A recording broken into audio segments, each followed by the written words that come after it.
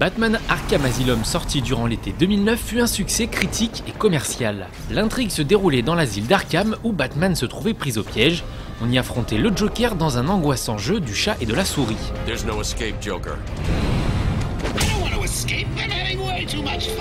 2 ans après sa sortie, Batman Arkham Asylum fait toujours office de référence dans les jeux d'action-aventure.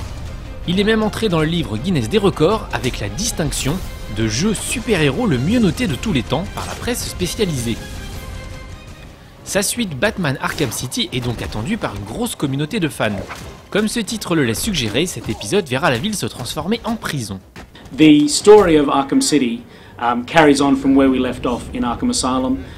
Quincy Sharp, who was the warden of Arkham Asylum, is now the mayor of Gotham City, and he's going to cure Gotham's crime problem once and for all. He's shut down Blackgate Prison, he's shut down Arkham Asylum, and he's transferred all of those inmates into this huge, sprawling super prison right there within the heart of Gotham City. It's complete chaos, it's total carnage, and Batman's going in there to deliver some justice. Mais que serait Batman sans ses super vilains? Arkham Asylum nous mettait aux griffes du Joker. Contre qui devrons-nous protéger Gotham City dans ce nouvel épisode? In Arkham Asylum, it was pretty much just a kind of cat and mouse challenge between Joker and Batman, with Joker just turning up the pressure in this very internal environment.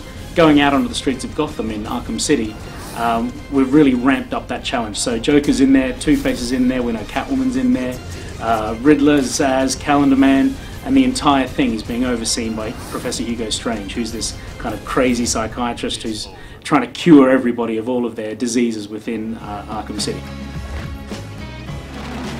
Les graphismes ont été légèrement améliorés par rapport au premier épisode. Le moteur graphique nous offre notamment les splendides vues de Gotham. Cet épisode semble proposer un terrain de jeu beaucoup plus grand que le précédent. So the number one creative objective for us was to make this huge game world. This game is 5 times bigger than the first one, and to finally put players on the streets of Gotham City as Batman. L'un des principaux reproches adressés à Arkham Asylum, outre son côté linéaire, était son décor un peu répétitif et principalement constitué de couloirs.